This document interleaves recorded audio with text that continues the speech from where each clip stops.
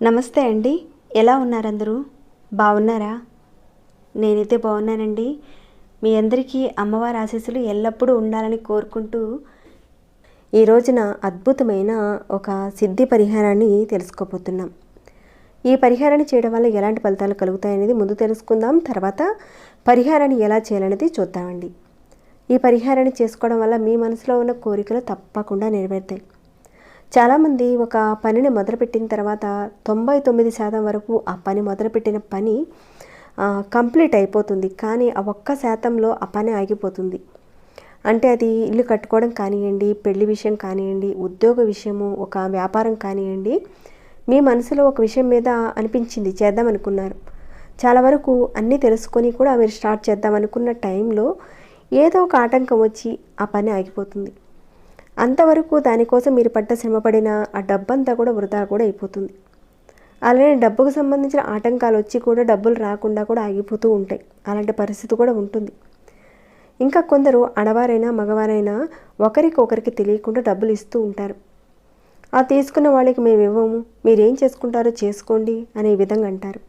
ఇక దాంతో మానసికమైన సంఘర్షణకు లోనవ్వడము, ఇంట్లో చిన్న చిన్న విషయాలకి ఆడవారికి మగవారికి మధ్యన గొడవలు అవ్వడము, అది ఆడపిల్ల వారికైనా సరే మగవారికైనా సరే పెళ్లి సంబంధాలు కుదిరి అది మధ్యలోనే ఆగిపోవడం. అంటే కొందరికి ఎంగేజ్మెంట్ అయిపోతుంది, చివరికి పెళ్లి దాకా వచ్చేసరికి ఆ పెళ్ళి ఆగిపోవడము, ఇలాంటివి జరిగినా, అలానే మీ పిల్లలు సరిగ్గా చదువుతారో లేదో అని, పాస్ అవుతారో లేదో అని ఒక మానసికమైన సంఘర్షణకు లోనవ్వడము, దాంతో ఇక బీపీలు షుగర్లు ఇలాంటివి రావడము, ఇలాంటివి మీకు జరుగుతూ ఉంటే ఈ సిద్ధి పరిహారాన్ని తప్పకుండా ప్రయత్నించేయండి. కొంతమందికి భయాలు, అంటే ఏది చేసినా ఏ పని చేసినా ఏమైపోతుందో అనే ఒక భయం అనేది చాలా విపరీతంగా ఉంటుంది.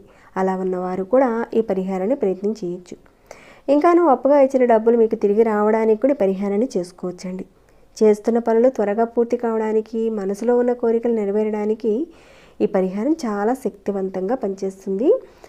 ఈ పరిహారాన్ని అయితే ఆడవారైనా మగవారైనా చేసుకోవచ్చండి. కానీ ఆడవారు మీరు నెలసరి సమయంలో ఉన్నప్పుడు మాత్రం చేయకండి. చాలా పరిహారాలు స్నానం విషయంలో చాలామంది అడిగారండి. ఇక్కడ పరిహారం విషయంలో అక్కడ తలస్నానం చేయాలి అనే నియమ నిబంధనలు ఉంటే కనుక తప్పకుండా చెప్తానండి.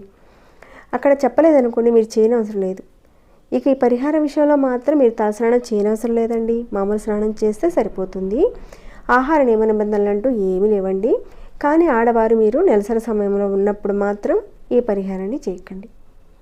ఈ పరిహారాన్ని శనివారం రోజున సాయంత్రం పూట చేయాలండి. మరి ఎలా చేయాలి ఏంటనేది చెప్తానండి. దానికన్నా ముందు ఒక చిన్న రిక్వెస్ట్ మీ అందరికీ. ఇక వీడియోలోకి వెళ్లే ముందు ఎవరైతే మొదటిసారిగా చూస్తున్నారో దయచేసి సబ్స్క్రైబ్ చేసుకోండి.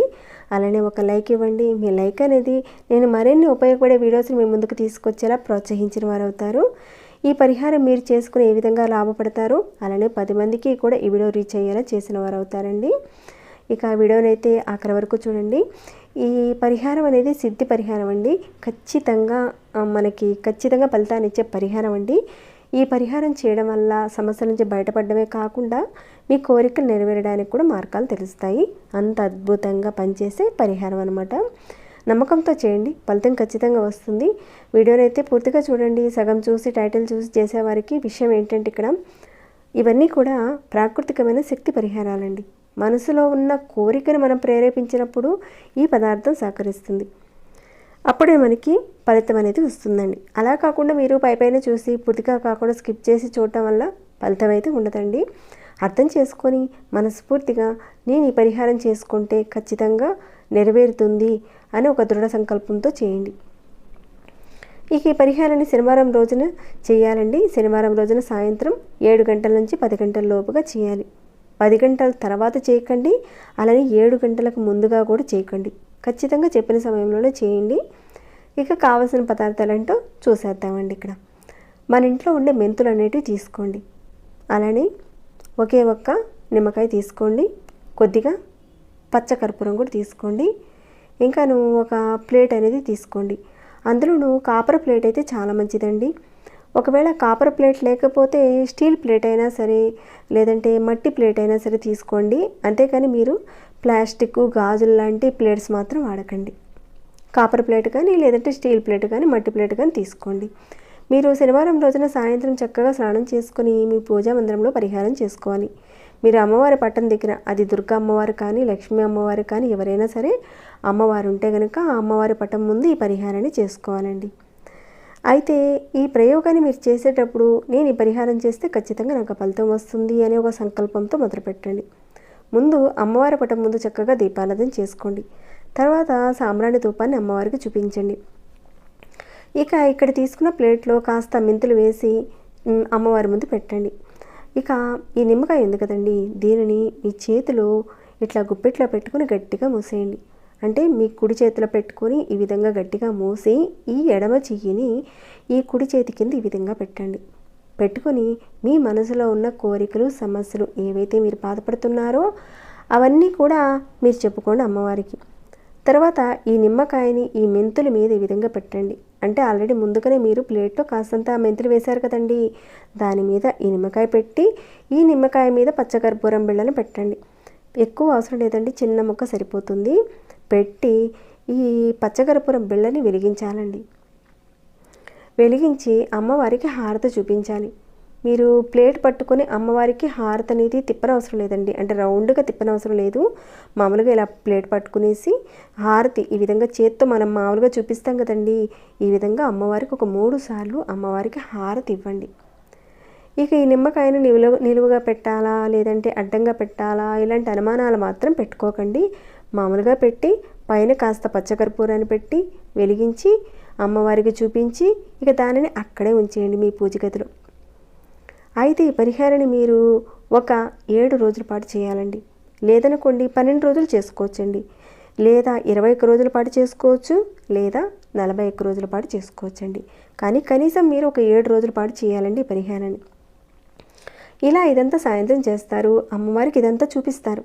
తర్వాత ఇక అక్కడే ఉంచేసేయండి ఆ నిమ్మకాయ అదంతా కూడా. ఇక రెండవ రోజున కూడా సేమ్ ఈ విధంగానే నిమ్మకాయ మీద కర్పూరాన్ని పెట్టి హారతి అనేది చూపించండి. ఈ నిమ్మకాయ మీద హారతి అనేది 3 రోజుల పాటు చేయండి. అంటే ఆ మెంతులు ఉంటాయి, అలానే ఆ నిమ్మకాయ ఉంటుంది. అంటే మొదటి రోజు చేస్తారు కదండి, ఆ మెంతులు నిమ్మకాయ ఉంటుంది కదా, దానిని రెండవ రోజు చేయండి. దాని మీదనే కాస్త పచ్చకర్పూరాన్ని పెట్టి తర్వాత 3వ రోజున కూడా అదే నిమ్మకాయ మీదనే పెట్టి చేయండి. ఇక తర్వాత 4వ రోజున ఈ నిమ్మకాయని మెంతుల్ని వీటన్నిటిని కూడా తీసేసి ఒక డబ్బాలో పెట్టుకోండి, పక్కన పెట్టేసేయండి. తర్వాత ఇప్పుడు చెప్పిన విధంగా మళ్ళీ కొత్తగా ప్లేట్లో కాస్త మెంతులు తీసుకొని దాని మీద నిమ్మకాయ పెట్టి ఇప్పుడు చూపించిన విధంగా చేయండి. దీనిని మీరు ఒక 3 రోజుల పాటు చేయండి. మెంతులు ఎక్కువ అవసరం లేదండి, నేను కాస్త ఎక్కువే చేసి చూపించాను, కానీ మీరు కాస్త తక్కువ వేసుకొని చేసుకోవచ్చండి. అలానే పచ్చకర్పూరం కూడా ఒక చిన్న పలుకుని పెట్టండి, కొద్దిగా తీసుకుంటే చాలండి. ఇక తర్వాత లాస్ట్ 7వ రోజున మళ్ళీ మీరు కొత్తగా మెంతులు నిమ్మకాయ పెట్టి హారతి చూపించేయండి. అంటే 3 రోజుల చొప్పున మీరు హారతి ఇస్తారు కదండి, తీసి పక్కన పెట్టుకుంటారు కదా వాటన్నిటిని.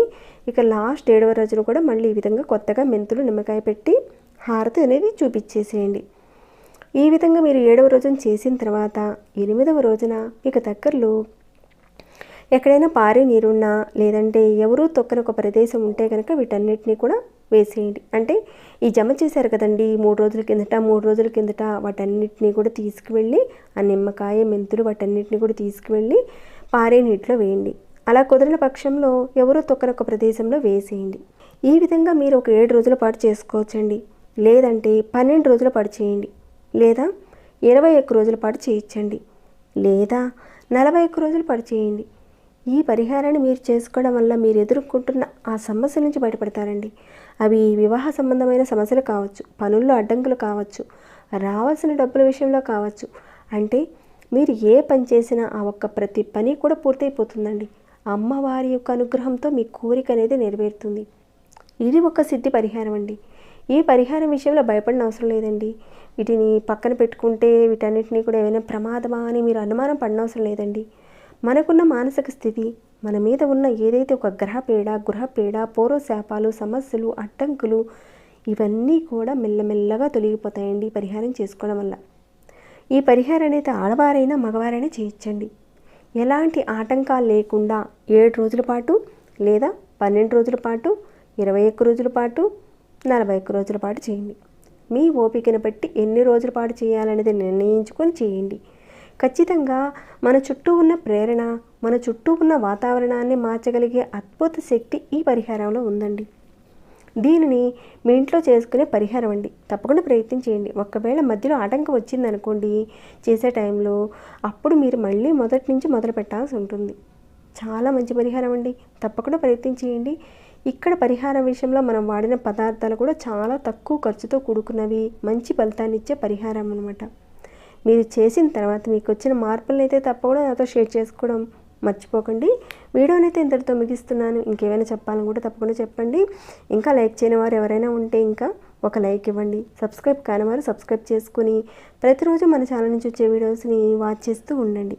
మరొక భక్తి వీడియోలో మళ్ళీ మిమ్మల్ని కలుసుకుంటాను. అంతవరకు సెలవు.